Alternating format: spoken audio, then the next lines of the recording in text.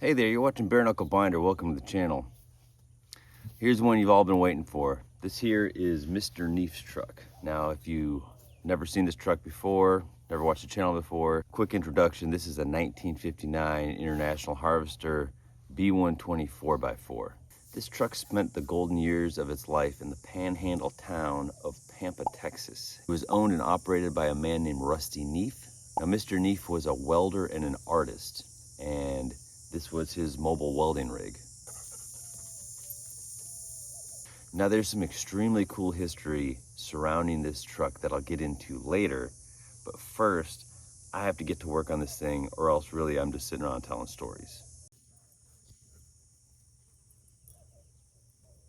All right, now in addition to a plethora of other problems, the truck's motor is stuck. And so a while back, actually over a year ago, I pulled the cylinder head, filled the cylinders with EvapoRust, and let it soak for a while. And the transformation was really incredible.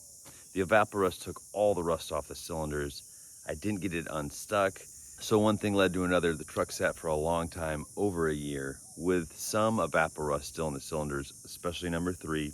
And if you're familiar with EvapoRust, if it's left after it's done its work, it's past its prime, it gets spent, it gets kind of weird. And number 3 has the dreaded EvapoRust goo in it. It's just this weird gelatinous, gnarly stuff. It's hard to get out. All right, so it's Sunday morning now. I came out here Thursday evening and I filled up the cylinders with more EvapoRust because I figured if there's anything that'll clean up old EvapoRust, it quite possibly might be new EvapoRust. It makes sense to me. So let's pop the hood and see what she did. Now, before we get into this, I don't have very high expectations for this. I don't have, for the motor. Maybe the motor is junk now. Maybe it's beyond living a healthy life as a motor in its current pistons and bores. But I say no matter what we find right now, we still try to get it running. We might get lucky. Who knows? Anyway, let's take a look at these cylinders. All right, the lighting might not be the best for us. Let me see if I move. All right, so this is number 3 here. No way. Look at that.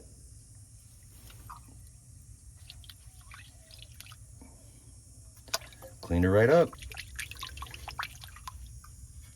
Yeah, so it's it seems to be cleaning up better than it was. I can still feel the goo down here.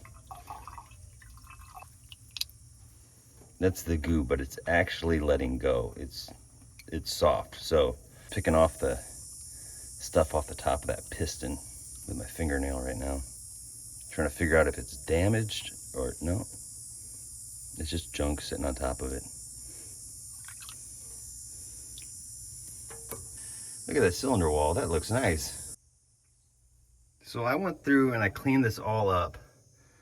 Got all the EvapoRust out that I could. And these things look really clean. There's still some schmutz or stuff in there. But, I don't know, I feel like this is probably the best it's looked since I've had the truck. Ironic in that iron something, I don't know, I lost the joke. Anyway, the problem with this could be, now I'm not trying to make a problem for every solution, but the only thing I see that EvapoRust could work against me is that it reacts with the iron molecules, and that's how it takes out the rust. And so it could weaken the outer walls of the cylinders. But like I said, we're still gonna see. We're gonna get this thing running in the name of science. And if she throws a rod or, it just tears up the cylinders, so be it. But we're gonna find out. In the meantime, I was going to get my cylinder press plates out. They're actually at our old house. I have to go get them this afternoon. But really, honestly, these look so clean. I figured, why not put a socket on the crank and just see if maybe we can get these to move. I got a breaker bar. I found this obnoxiously long cheater bar. Let's put the camera on these things and see what it does. Now, I don't have any high hopes for this, but I've already been pleasantly surprised today, so it's worth a shot.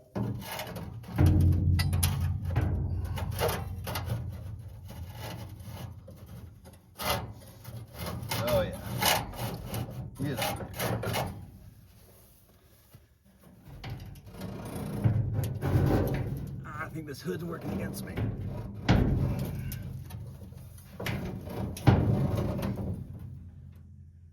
I don't want to take off the hood yet. Not quite to that point. Wonder if I could just cut this cheater bar. Don't really want to do that either.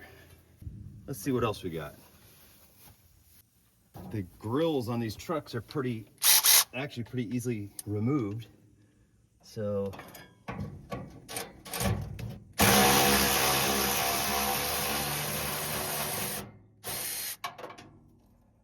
that's lost forever.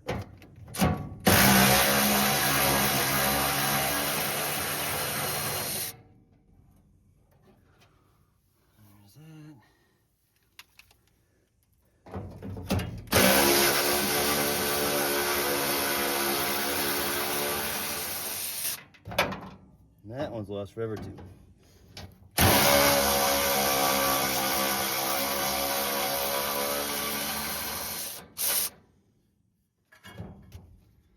All for something I'm pretty positive is not going to work, but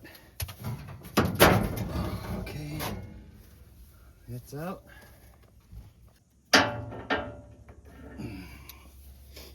So now the trick is I just got a longer extension. Catch it right in the front there. Actually, I'm gonna, let's see here. All right, giant pole. Ayo. Still don't think it's gonna work, but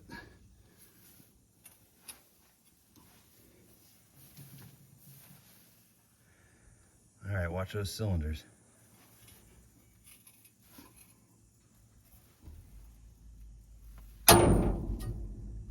I think that just tightened the nut, didn't it?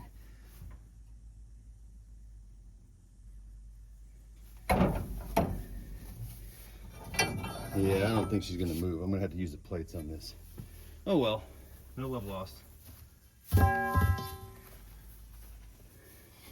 right, so what I'm gonna do, I'm gonna try to find the other ones that fell down on the ground because I'd like to have those. I'm gonna fill this. I think I'll fill them up again with EvapoRust just so some fresh. I'll leave it tomorrow. We'll come out here tomorrow morning, put the plates on it, and by golly, we're gonna unstick this motor. I'm positive we can do it. I don't really need to fill them all the way up, I guess. Really, I just want to make sure it gets down to the rings because those are steel.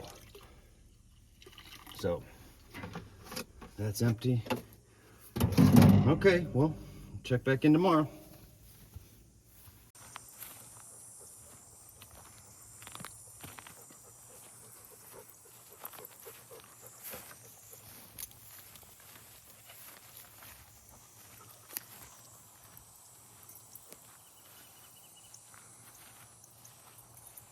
All right, so here we are, bright and early. Time to unstick this motor. I've already gone through and I've cleaned out all of the EvapoRust that I could get. There's still some residual down in the rings. I've just been looking at the condition of everything in here. These pistons look actually quite good. Number 5 looks pretty rough. It looks like it had some sitting water in it, but like I said, we're not gonna know how this is gonna go down until we actually get it running. Now what I'm about to do here is I'm going to use press plates that I've made. I've done this before on the YouTube channel. I actually made a short video only about this, and I did it on the motor that went into the first Coleman, the L122 Claudette. And this is something I came up with. I'm sure I'm not the first one to think of this, but basically what you do is you use a 1/2-inch steel plate, have it drilled to the head bolt pattern, and you just find a piston that works and you put in the head bolts, or works better with threaded rod actually, because you know you have full thread engagement and it's much more versatile. You have, you know, threads all the way up and down, so it gives you more freedom of where you can press. But getting away from myself, I couldn't find any threaded rod because of course we just moved out here to the country, so I don't know where my 1/2-inch threaded rod is. Now back to what I was saying, you find a piston that you want to press on. There actually is a strategy to figuring out which piston you want, and I'm going to show you how. So the ultimate hack about an inline six motor is that the pistons travel in pairs. So where number 1 is, number 6 is also. Where number 2 is, number 5 is also. And where 3 is, 4 is. Number 1 is down from top dead center. Top dead center is obviously right here. And number 2 is almost, it looks like it's a little higher than number 1 by maybe a fraction of an inch. And then you have these guys way down in the bores. They're not down at the bottom of the stroke, but they're close. Understanding the best piston to set up on is a matter of 2 things. One, if you have one that's really stuck, it's easier to push that one down. Now, with these ones, when they're down towards the bottom of the stroke, you actually have less leverage, if that makes sense. And it's gonna make sense in a minute, hopefully, how I explain it. If you think of a crankshaft more in terms of like a hand crank, this makes it easier to think of, because all of these pistons are connected to the crankshaft with connecting rods. Amazing, right? Each one of these basically has their hand on a crank, right? Now, since they all travel in pairs, there's basically 3 cranks, each with 2 handles on the crankshaft. So number 1 and number 6 are both holding the handles of one of the cranks. 2 and 5 are holding 2 handles of another crank. And 3 and 4 are holding handles of yet one more crank. Okay, so if you have a handle with 3 cranks, it's gonna be divided into thirds. So you have 1, 2, 3. This is a center line of the crankshaft. This rides in the main bearings, okay? Now, let's say we're looking at this from the front of the motor. 1, 2, 3. Those are the 3 crank handles. So a crankshaft turns clockwise. So 1 and 6, they're in front, okay? And you got 2 and 5 are right behind it, and then 3 and 4 bringing up the rear. So right now, you have number 1, number 2, and number 3. You have number 1, number 2, and number 3. So this thing is below top dead center. This one is just slightly closer to it. So using that knowledge, you have to basically assume that this thing is just past, let's say, hold on. Let's say this right here is top dead center. You have to assume that 1 is basically right here. 2 is basically right here because they're almost even, right? And number 3 is right here or almost to bottom dead center, okay? The ideal piston to press on would be one that would be halfway up the bore. So you'd have a crankshaft like this, center, early in the morning, drawing stuff.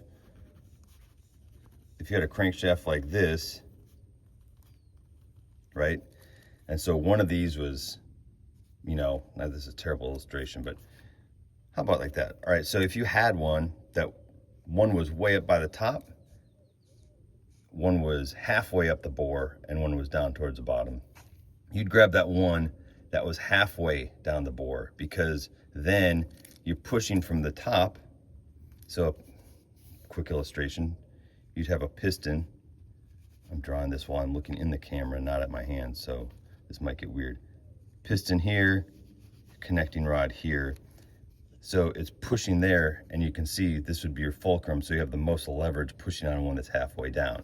Now, we don't really have that luxury right now because one's way down, 2 are pretty much way up. Using this as a guide though, 3 and 4, 3 is the one that really looks stuck to me, and it looks like it might be on its way up. So I want to push on this one, because if I'm pushing on this, it's going to push this one up, right? So this one's already going down. This one's on its way up. And this one, I think, is past bottom dead center. I'm just surmising that right now. Sometimes you can tell, I can't, but this is what I'm guessing. So what I want to do is I want to push down on number 2, because what's stuck in this piston looks like it's on top of the top ring. Let's see if we can get in there. Nah, I should have done a better job of drying that, but you can see there's some stuff right there and stuff right there. It looks like that top ring is probably where it's stuck. Now, this might not make any difference, but I'm just trying to make the best guesstimate based on what I've got. So my plan is to push down on this, which will essentially push the motor backwards and pull that piston down away from that, because it's going to be harder to push it up through. And maybe if I can get that cleared, that corrosion on the wall of the cylinder will stay there.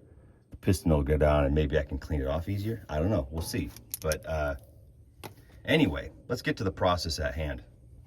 I have 1/2-inch steel plates drilled to almost every International Harvester 6-cylinder head bolt pattern, because I've done this a lot of times and every single time it has worked.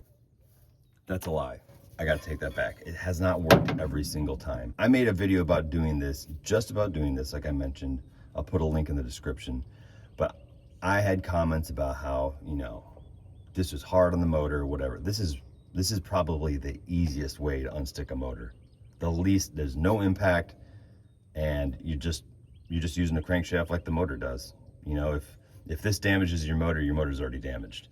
But some key things, you have to use wood. Some guy commented to use a pipe after he saw my video on a piston and damaged it. I was like, well, no kidding. Okay, so you gotta use some common sense. Now, with these pistons, this is a BD 240 tilt valve.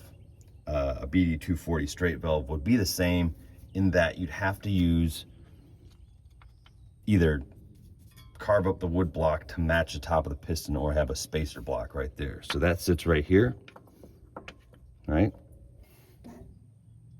Got the plate on. Now, let's match up the holes.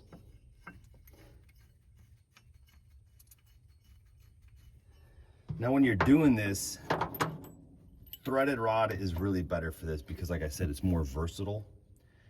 You can thread it in all the way and then, you know, put a nut on it and then work your way down. But bolts can work great. You just have to make sure that you have full thread engagement, because you can pull out threads out of the block and then. All right, so what we've done right here, we have made a mechanical press. Now, there's several strengths to what we're doing right now. We're using the motor's own construction to break itself free. This is non-impact. Even if you're using an impact wrench, it's just tightening bolts. It's not pounding on the motor. Plus, if this thing wants to be stubborn and doesn't want to let go right away, you have wood under pressure, under steel, so it's cushioned. This right here, especially with using head bolts instead of long threaded rods that stick up, this is a perfect place to hit it with a hammer. This wood block will take up the shock. This is actually the best way to hammer on a piston if that's a route you're gonna go, because otherwise, if you just have a wood block in the bore, I've done that when I was a kid, just put a wood block in the bore, that's a problem, because the block jumps around. There's always some type of slack that having just a block sitting in the bore, it has to take up. Whereas here, it's like a dead blow hammer on steroids. So anyway, let's move this camera around so you get a better view, and let's start tightening this thing down and get Mr. Neef's truck broke loose. Now, before I get started on this, I want to mention something real quick. I used to do this using 4x4s, like deck lumber, like pressure treated 4x4, and then shave off the edges. This'll do it. I've unstuck a lot of motors like this, but it's not ideal because this is softwood. You know, it's like pine or something. Until I started getting these. Now these, I just looked up a baseball bat manufacturer and got a bunch of drops. And so these are all 3-inch hardwood dowels. Pretty much every truck motor that I work on, inline 6 internationals, is some fraction of 3 inches. So this fits into all of them. Anyway, just a little hack. So now let's try to tighten this thing down and see if she breaks loose. I'll try to move this so it's not blocking your view from that.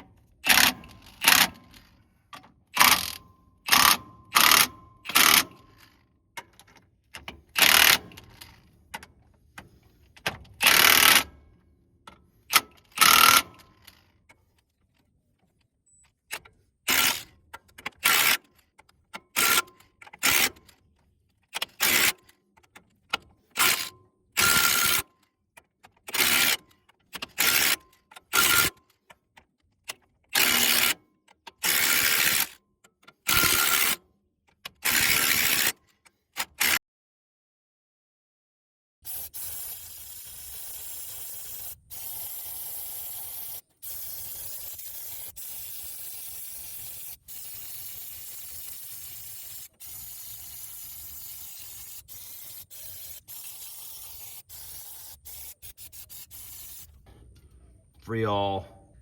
When I unstuck this motor just now, it was not lubricated. The only lubrication it had was residual EvapoRust, and that's not really a lubricant. But I did that just to see if I could unstick it using only EvapoRust, which is possible, clearly. Obviously, you're gonna need to press it out if it's really stuck. Now that I wanna start moving this thing and freeing it up more and more, it's definitely in my best interest and the motor's best interest to get some of that Freol in there, because that stuff just eats rust. It's pretty wild. Freol seems to work best if the part already has some movement. Does that make sense? Like it will help get a stuck bolt unstuck, but if it is already moving a little bit, it really works. So that is that's the strength that this motor has now, and it needs lubrication and it'll help eat through that rust. So what I'm gonna do now is I'm gonna try to push this thing back up by pushing down on that one. Now the great thing about using the baseball bat manufacturer's drops is that I have a bunch of different sizes. So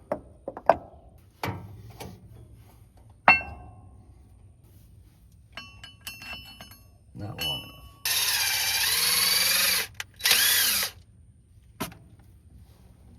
Clean those threads out a little bit.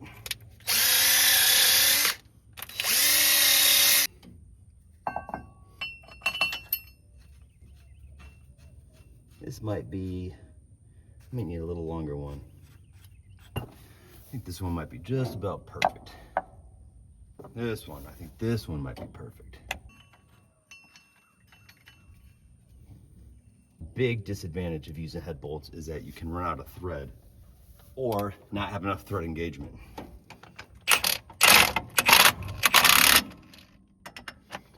All right, so watch these cylinders. All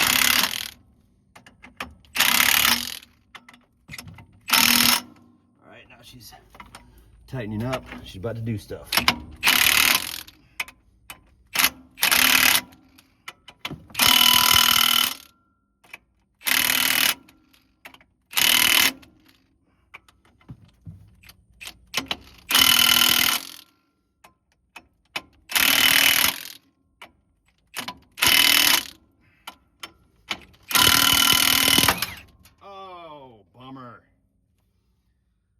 Well, I thought I had plenty, but turns out I didn't.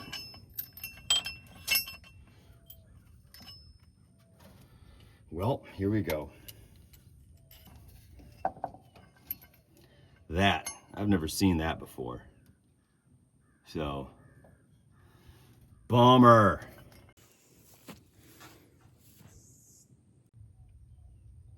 Definitely not the ending I wanted to this one. But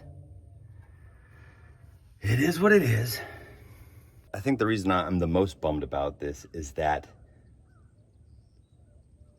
I can't see how it runs. I can't drive this thing across Texas betting myself. So I went in the house and I had another cup of coffee and collected my thoughts on this. And there's a few things I want to say. I'm disappointed. That's a mild way to describe how I'm feeling right now. But I am an optimist and I am really, really stubborn. So here's what I want to say. First off, this is a failing of me and not the technique. And there's something to be learned for this. From now on, this always has to be done with threaded rod. It has to be all the way down in the head bolt holes, all the way down, complete thread engagement. Because that thing had like at least 6 threads and out. Anyway, yeah, that could have been a weak spot in the block, but honestly, that's my fault. I was in a hurry. I could have gone in today and got some 1/2-inch threaded rod, but I didn't. So the other thing is that I'm determined to make this motor run. You know, the pistons might grenade, that thing might come off, but this motor will run. This motor will at least move this truck again. I've decided that I'm gonna do that. This is my fault. I'm gonna make up for it. So that looks pretty rough, but I know I can fix it. But it's not gonna be by rushing through anything. It's not ideal, but it's not the end of the world. It's not the end of this truck. It's not the end of this motor. So I'm not happy about it, but I definitely learned something. I think we all learned something, but at my expense. And I feel like if I was just to junk this motor without actually hearing it run again, that would be disrespectful to Mr. Neef. And I'm fixing this truck to try and honor a legacy while fixing a truck. So I think the history of all of it makes it cooler. So I really want the motor that he drove around to be in this truck. So let's make that happen, right? So I'm gonna clean this block up. I'm gonna clean everything up more. I'm gonna get some threaded rod, and I'm gonna start forcing these pistons up and down and loosen it up some more. When we're right there, just right there. So anyway, seems like a good place to end the video. I'll do some prep work, come back. Maybe the motor will be loosened up. Maybe we'll loosen it up some more. I'll show you how I'm gonna fix this thing, and woof. I'll see you in the next video. Thanks for watching.